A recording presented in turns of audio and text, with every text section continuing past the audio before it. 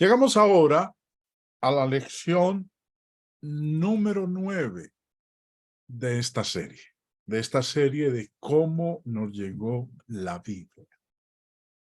Quedan faltando 2 lecciones para culminar este material. La mayor parte de lo que hemos venido estudiando en las 2 últimas lecciones ha sido sobre la transmisión del texto de la Biblia. La transmisión tanto en el Nuevo Testamento como en el Antiguo Testamento. ¿Cómo y bajo qué condiciones nos ha llegado a nosotros el texto de la Biblia? Eso es lo que vimos en las 2 lecciones anteriores. Es tiempo de tomar otro aspecto de la historia de la Biblia. Y es la compilación de los libros que componen las Sagradas Escrituras. Muchos libros religiosos se han escrito durante el período del Antiguo Testamento y del Nuevo Testamento. Por eso surge la pregunta, ¿cuál de los libros pertenece verdaderamente a la Biblia y cuál debe ser excluido de ella? ¿Sobre qué bases algunos escritos se deben aceptar como palabra de Dios y cuáles deben ser rechazados? La respuesta a estas preguntas las podemos encontrar en el estudio conocido como el canon de las Escrituras. Y es lo que vamos a hacer en el resto de esta lección, hermanos. La palabra canon se remonta a la palabra griega canon, y su significado básico es caña. Y esa es la palabra española, en español se traduce como regla o ley, que es un derivado de la palabra canon. Como la caña se usaba a veces para medir, como varilla para medir, la palabra canon llegó a significar un patrón o regla. Señor Vine, en su diccionario griego del Nuevo Testamento, dice: canon denotaba originalmente una vara recta utilizada como regla o instrumento de medida, o en raras ocasiones la cruz de la balanza, siendo el concepto secundario bien el de mantener cualquier cosa recta, como una vara utilizada en tejeduría, bien de la prueba para verificar lo recto de algo, como una regla de carpintero. De ahí su utilización metafórica para expresar lo que sirve para medir o determinar cualquier cosa. Por una transición común en el significado de las palabras, aquello que mide vino a utilizarse para denotar aquello que era medido. Así, una cierta longitud en Olimpia vino a ser llamada un canon. De la misma manera en música, un canon es una composición en la que una melodía determinada es el modelo para la formación de todas las partes en general. Este término vino así a servir para denotar cualquier cosa que regulase las acciones de los hombres como norma o principio. Como decía hace un momento, el significado básico es caña. Y siendo la palabra española regla o ley un derivado de ella. Hay una diferencia entre la canonicidad de un libro y la autoridad de ese libro. Préstale atención, hermanos, a lo que vamos a ver en este diagrama. Y vuelvo y repito, hay una diferencia entre la canonicidad de un libro y la autoridad de ese libro. La canonicidad del libro depende de su autoridad. Por ejemplo, Pablo escribe la primera carta a los Corintios. Y esa carta había de ser reconocida como poseedora de autoridad divina. Por eso es que les dice en el versículo 14, en el capítulo 14, verso 37, si alguno se cree profeta o espiritual, reconozca que lo que os escribo son mandamientos del Señor. Pero antes de continuar, me devuelvo a lo que dije hace un momento, porque es importante que entendamos esto. Hay una diferencia entre la canonicidad de un libro y la autoridad de ese libro. La canonicidad depende de su autoridad. Esta carta, la primera carta a los Corintios, tenía autoridad. Por eso Pablo dice, si alguno se cree profeta o espiritual, reconozca que lo que os escribo son mandamientos del Señor. La primera carta tenía autoridad desde el momento mismo en que Pablo la escribió, aunque no se la podía considerar como canónica hasta el momento en que fue recibida en una lista de escrituras aceptadas que se formó un tiempo después. Debido a su autoridad inherente, porque Pablo les dice, reconozca que lo que os escribo son mandamientos del Señor. En otras palabras, la carta tenía autoridad inherente. No era que se le fuera a otorgar, no, la tenía ya. Por eso dice, lo que os escribo son mandamientos del Señor. Ahora, debido a esa autoridad inherente, fue después, años después, que fue aceptada como canónica. La canonicidad, dije hace un momento, la canonicidad de un libro depende de su autoridad. La autoridad de la carta a los Corintios es una autoridad inherente. Dios se la dio, porque Pablo dijo, lo que os escribo son mandamientos del Señor. Pero fue años después que fue aceptada como canónica. Un libro tiene primeramente autoridad divina basada en su inspiración. Por eso es que Pablo le dice, reconozca que lo que os escribo son mandamientos del Señor.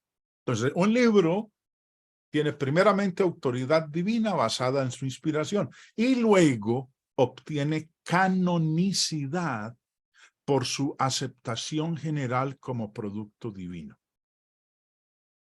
Ahora, ¿quiénes hacen eso? Los hombres, no Dios. Lo hacen es los hombres. Dios le da esa autoridad al libro.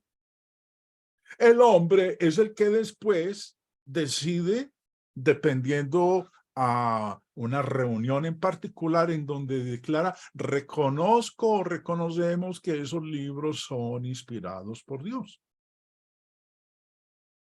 Lo interesante es que ningún concilio eclesiástico puede hacer autoritativos a los libros de la Biblia por medio de decretos.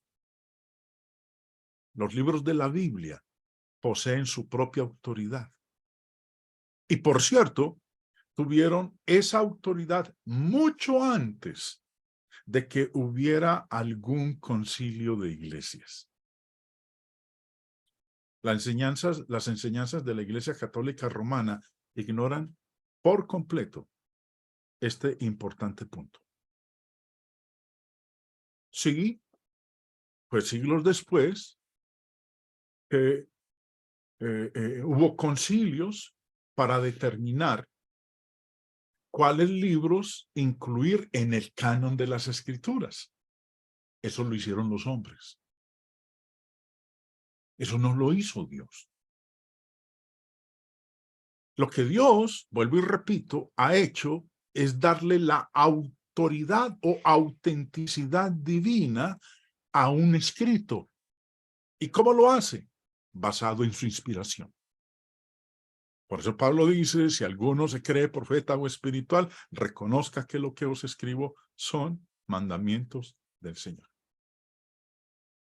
Espero entonces, hermanos, antes de continuar, que haya entendido usted lo que es la diferencia entre la canonicidad de un libro y la autoridad de un libro. La canonicidad del libro depende de su autoridad. Vamos entonces, como estamos hablando del canon de las Escrituras, vamos a retroceder al Antiguo Testamento. El canon del Antiguo Testamento. En el Nuevo Testamento hay buena evidencia que demuestra que para los tiempos de Jesús ya se había determinado el canon del Antiguo Testamento. En otras palabras, ¿cuáles libros habrían sido autorizados por Dios? ¿Cuáles libros eran de inspiración divina? Es indiscutible que Jesús y sus apóstoles hacían alusión frecuentemente a un conjunto de escritos conocidos como las Escrituras. Si algunos escritos eran las Escrituras, entonces otros escritos no lo eran. Algunos escritos eran canónicos y otros no canónicos. Algunos escritos eran reconocidos como libros inspirados por Dios y algunos escritos no eran reconocidos como libros inspirados por Dios. De acuerdo con el Señor Jesús, los escritos canónicos se componían de la siguiente manera. Lucas 24:44. Y les dijo, estas son las palabras que os hablé estando aún con vosotros.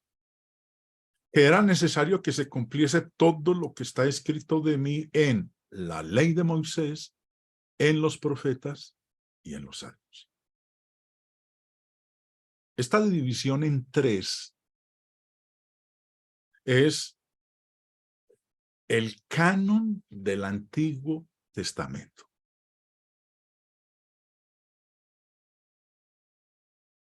Debemos recordar que el orden judío del Antiguo Testamento, la ley de Moisés, los profetas y los salmos, ese orden judío del Antiguo Testamento es diferente al orden que nosotros tenemos del Antiguo Testamento. Fue a finales del siglo I que un grupo de judíos, de dirigentes judíos de la ciudad de Jabnia, que está situada cerca de la costa de Palestina. En el mapa ustedes pueden observar la ubicación de Jabnia. Estos dirigentes judíos, a finales del siglo I, declararon los libros del Antiguo Testamento considerados como escrituras autoritativas. Pero tengamos presente, ellos no hacían más que confirmar lo que Jesús desde un tiempo ya se reconocía como el canon del Antiguo Testamento. Hay otras pruebas apropiadas para el caso. Una de ellas es la de Josefo, el historiador judío del primer siglo. Y también otra prueba apropiada para conocer el canon del Antiguo Testamento son las pruebas de cristianos primitivos tales como Orígenes y Jerónimo. Josefo habla claramente sobre la cantidad de libros aceptados por los judíos como escritura. En su obra, Josefo contra Apión, del primer siglo, escribió: porque no tenemos entre nosotros una multitud innumerable de libros, en desacuerdo y en contradicción unos con otros, como los griegos, sino que tenemos solo 22 libros, que contienen los registros de todos los tiempos pasados, que con justicia se cree que son divinos.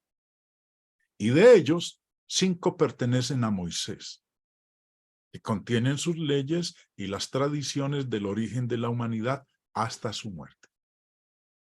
Recuerden, estamos hablando del canon del Antiguo Testamento.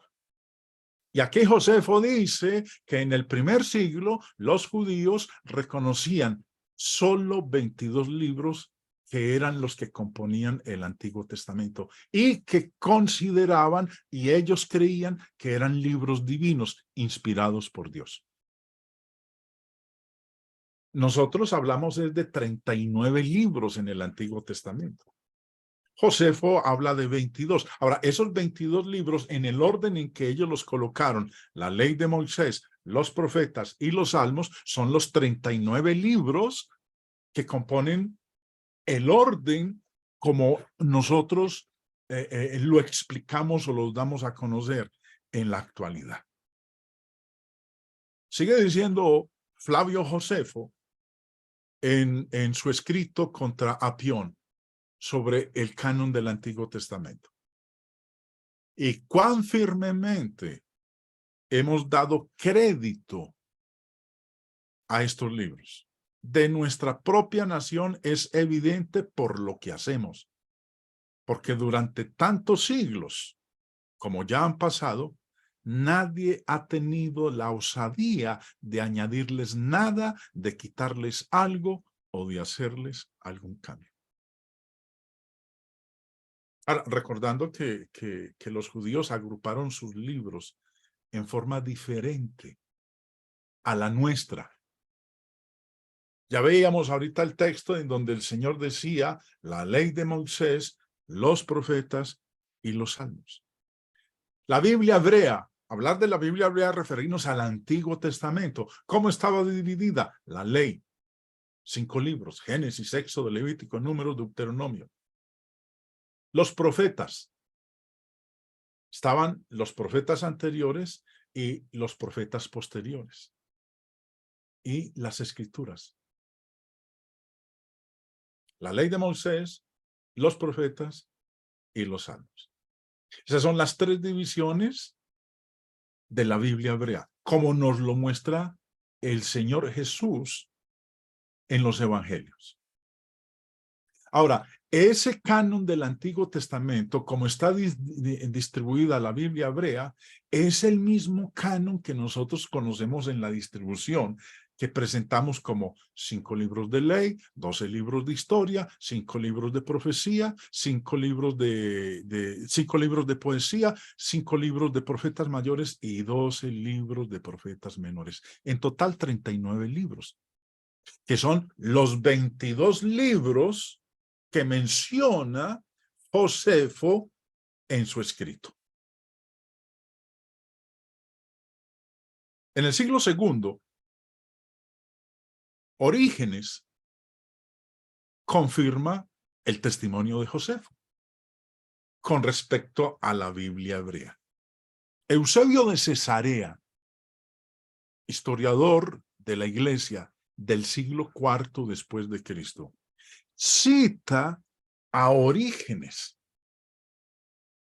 en donde Orígenes confirma el testimonio de Josefo sobre los 22 libros del Antiguo Testamento, dando sus nombres tanto en hebreo como en griego. Dice, en el principio de los extractos que escribió Melitón, vuelvo y repito, lo que estoy leyendo aquí es la cita que Eusebio de Cesarea del siglo IV después de Cristo hace de Orígenes con respecto al canon del Antiguo Testamento, confirmando lo que Josefo en el primer siglo había dicho en cuanto a la conformación de los libros del Antiguo Testamento. En el principio de los extractos que escribió Melitón, se confecciona una lista de los libros admitidos del Antiguo Testamento. Es preciso citar aquí esta lista. Dice así: Melitón al hermano Onésimo, salud. Ya que a menudo, por tu afán en la palabra, has solicitado poder disponer de extractos de la ley de los profetas sobre el Salvador y sobre toda nuestra fe. Y puesto ya que has deseado saber cuál sea el número exacto y el orden de los libros del Antiguo Testamento, me he esforzado en hacerlo, porque soy consciente de tu preocupación por la fe y tu deseo de aprender lo referente a la palabra. Pues en tu anhelo de Dios, ya que esto es lo que tú aprecias, antes que nada, luchas por la salvación eterna. Por ello, subiendo a Oriente y llegando hasta el lugar donde se predicó la Escritura, o sea, pues yendo a Israel, yendo a Palestina, llegué a conocer los libros del Antiguo Testamento y ahora te los envío ordenados. Sus nombres son como sigue: 5 de Moisés,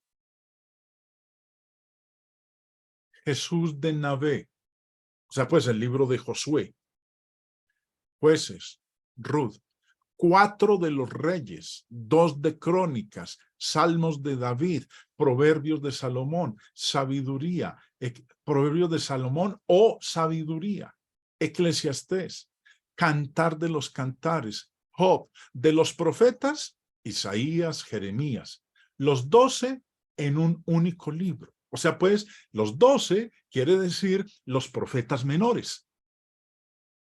Luego dice Daniel, Ezequiel, Esdras. Yo hice los extractos de estos libros y los dividí en 6 libros. Hasta aquí lo que se refiere a Melitón.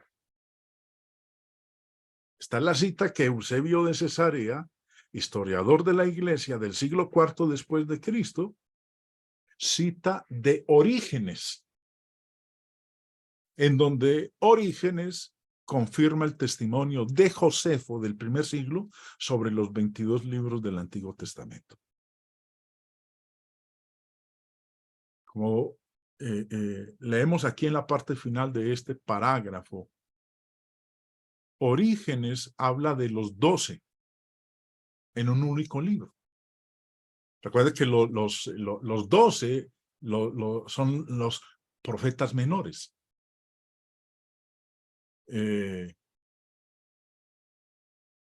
Recuerda que los profetas mayores son Isaías, Jeremías, Lamentaciones, Ezequiel y Daniel. Y luego sigue la lista de los 12 profetas menores. Y como dice aquí, los 12 en un único libro. Poco tiempo después, otros escritores cristianos, incluso el erudito Jerónimo, el traductor de la Vulgata Latina, señalan estos mismos libros como material canónico del Antiguo Testamento. Pasemos ahora al canon del Nuevo Testamento. A mediados del siglo II, un escritor cristiano de nombre Justino Mártir afirmó que en las reuniones del culto cristiano de los domingos se leían las memorias de los apóstoles junto a los escritos de los profetas. Es evidente, entonces, que poco después del cierre de la era apostólica se había generalizado la lectura de los escritos del Nuevo Testamento en las iglesias. ¿Qué dio origen a esto? ¿Cómo fue posible que en poco tiempo se usaran para lectura pública los escritos de los apóstoles, tanto como los escritos de los profetas del Antiguo Testamento? Cuando recién se estableció la Iglesia de Cristo, no tenía en mente un Nuevo Testamento. La Biblia recién se había establecido la Iglesia de Cristo. La Biblia de la Iglesia era el Antiguo Testamento. Y sus enseñanzas nuevas se basaban en la autoridad de Cristo que los apóstoles personalmente transmitían. Pronto, hombres inspirados comenzaron a dejar por escrito normas divinas dirigidas a iglesias y a individuos. Por eso leemos la primera carta a los Corintios, la carta a los romanos, la primera carta a la iglesia en Tesalónica, o a individuos, la primera carta a Timoteo, la carta a Filemón.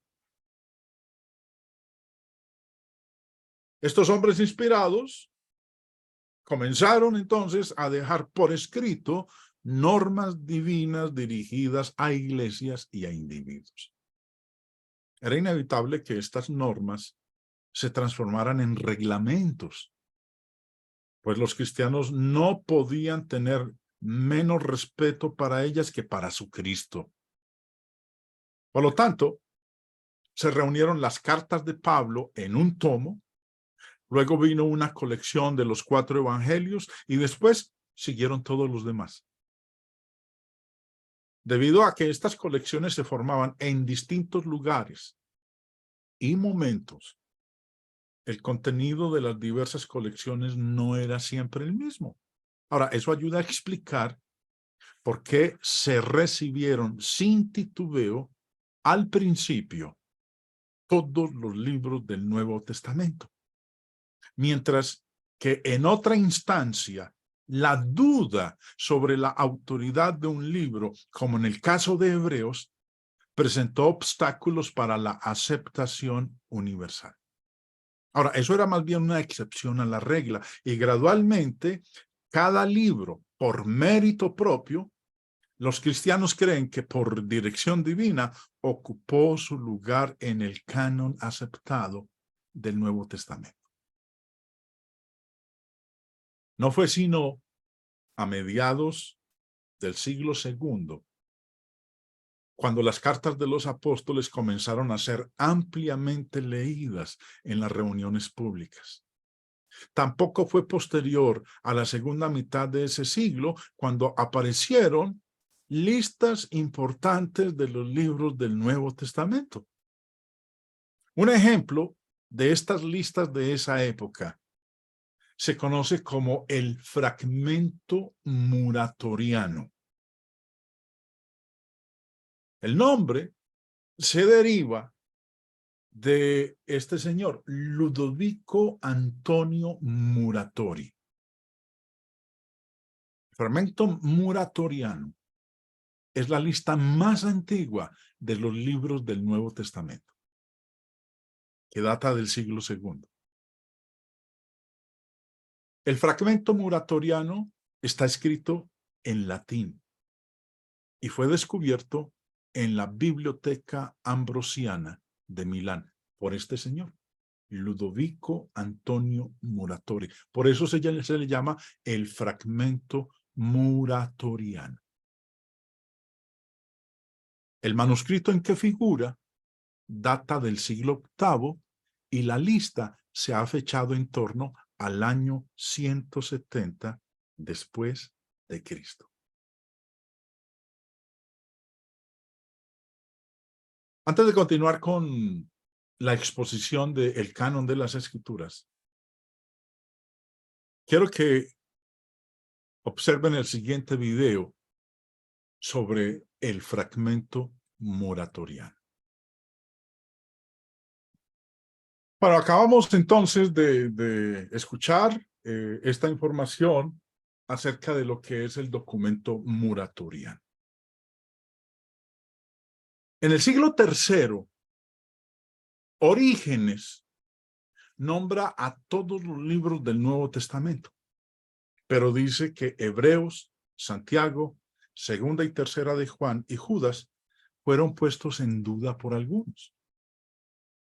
Eusebio de Cesarea, nuevamente en su libro Historia Eclesiástica, historiador del siglo IV, cita a Orígenes, escribiendo lo siguiente. Así pues, lo que dice en el escrito ya mencionado, pero en el primer libro de los comentarios sobre el Evangelio de Mateo, conservando el canon eclesiástico, da testimonio de que solo conoce 4 evangelios, cuando dice: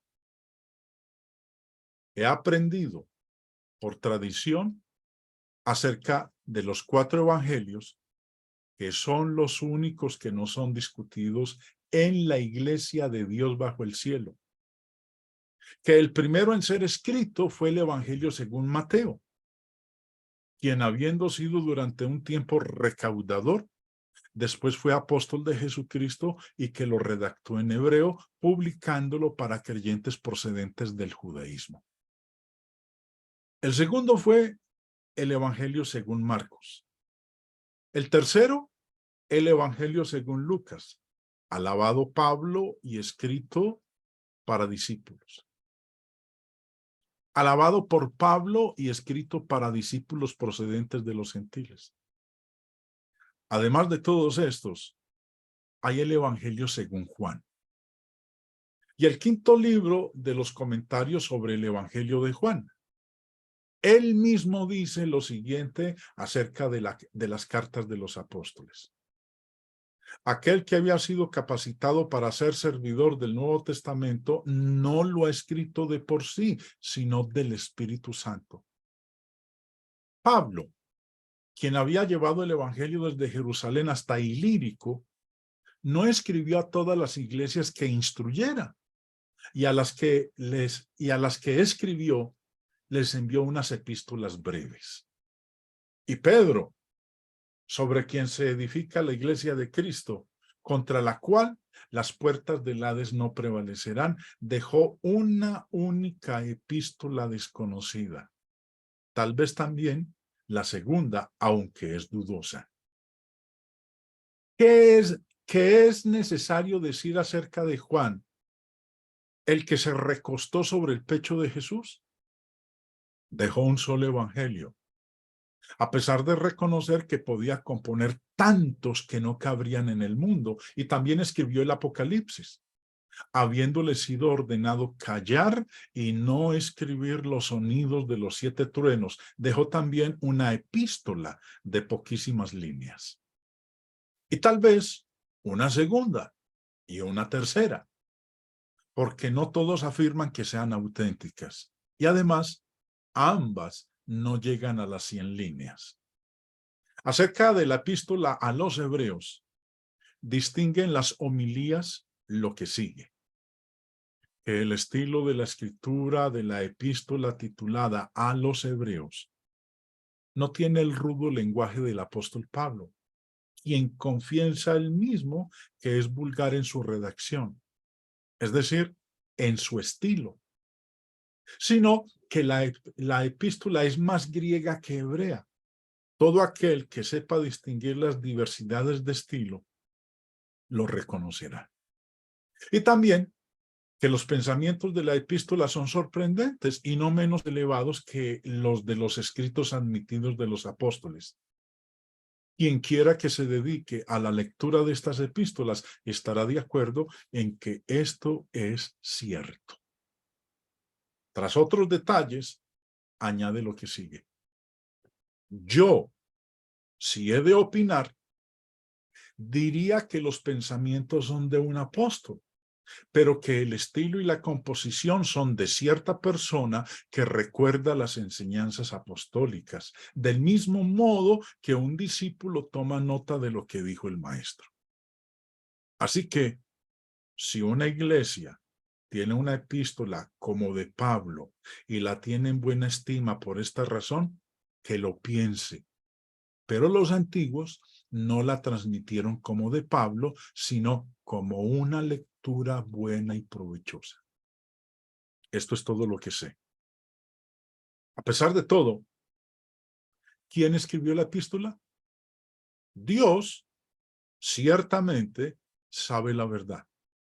Pero hasta nosotros ha llegado la noticia de algunos que confirman que la epístola la escribió Clemente, quien fue obispo de los romanos, y otros que fue Lucas, el que escribió el Evangelio y los Hechos, pero esto quede así. Como dije hace un momento, en el siglo III, Orígenes nombra a todos los libros del Nuevo Testamento. Como lo acabamos de leer aquí en la cita que Eusebio de Cesarea del siglo IV hace de Orígenes. Pero dice que Hebreos, Santiago, segunda y tercera de Juan y Judas fueron puestos en duda por algunos. Eusebio, historiador de la iglesia, vuelvo y repito, del siglo IV, también nombra todos los libros del Nuevo Testamento. Él dice, como lo vamos a ver enseguida, que algunos libros, Santiago, segunda de Pedro, segunda y tercera de Juan y Judas, eran vistos con recelo, pero que eran aceptados por la mayoría. Leamos. Habiendo llegado a este punto, ya es hora de dar una lista de los escritos del Nuevo Testamento mencionados. Primero se ha de situar la Santa Tetrada de los Evangelios, seguidos por los Hechos de los Apóstoles. A continuación, hay que disponer las epístolas de Pablo. Después se ha de decretar como cierta la primera epístola de Juan, así como la de Pedro. Luego, si se desea, el Apocalipsis de Juan, sobre el que a su tiempo manifestaremos lo que se cree de él. Estos son los reconocidos.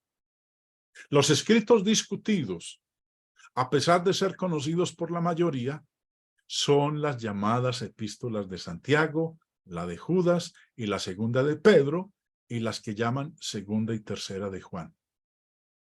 Tanto si son del evangelista como si son de alguien con el mismo nombre. En el año 367, Atanasio de Alejandría publicó una lista de 27 libros del Nuevo Testamento que eran aceptados en ese tiempo, y estos 27 libros que eran aceptados en ese tiempo, eran los mismos 27 que hoy se reconocen como el canon del Nuevo Testamento. 4 evangelios, un libro de historia, 21 cartas y un libro de profecía. En total, 27 libros. La Biblia había crecido en proporción relativa a su divina revelación gradualmente, y sus libros también. Gradualmente han desempeñado la función que su autoridad inherente les demanda. Entonces, en resumen, hermanos, 1. La palabra canon usada en este estudio se refiere a la lista de libros que se reconocen como divinamente inspirados y están incluidos en la Biblia. 2. La formación del canon fue un proceso gradual, tal como los mismos libros fueron existiendo gradualmente. 3. La evidencia con respecto a los libros exactos de la escritura del Antiguo Testamento está suministrada por las numerosas citas del Antiguo Testamento encontradas en el Nuevo Testamento y por otras antiguas fuentes cristianas y no cristianas. Y 4, en cuanto a los libros del Nuevo Testamento, se leían regularmente en los cultos poco después de ser escritos. Los primeros cristianos tenían en alta estima las palabras de Jesús. Y las de sus apóstoles no podían ser menos autoritativas que las escrituras del Antiguo Testamento.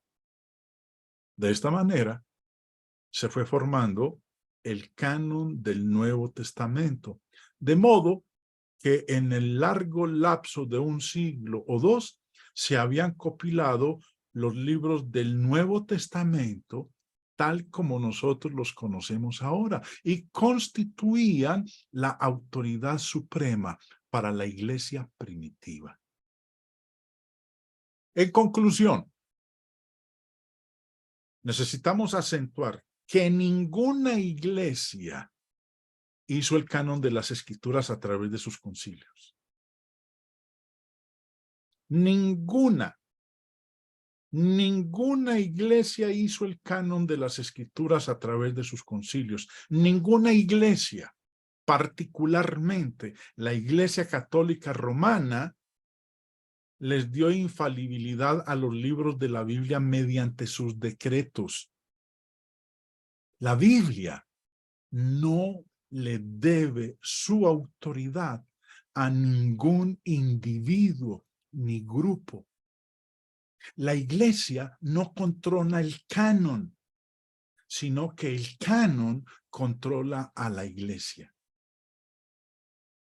Aunque la iglesia después les atribuyó autoridad divina a los libros del Nuevo Testamento, esa autoridad no derivó de la iglesia, sino que era inherente a los libros mismos. Como un niño identifica a la madre, la iglesia posteriormente identificó a los libros que ella consideraba que tenían autoridad general. Y ello da como resultado el canon de las Escrituras. Los 37 libros que componen el Antiguo Testamento o los 22 libros, como decía Josefo, el historiador judío, y los 27 libros del Nuevo Testamento. Eso, hermanos, es el canon de las Escrituras. Espero que esta lección les haya ayudado, nos haya ayudado a comprender cómo es que se llegó entonces al canon actual de 66 libros que componen toda la Biblia.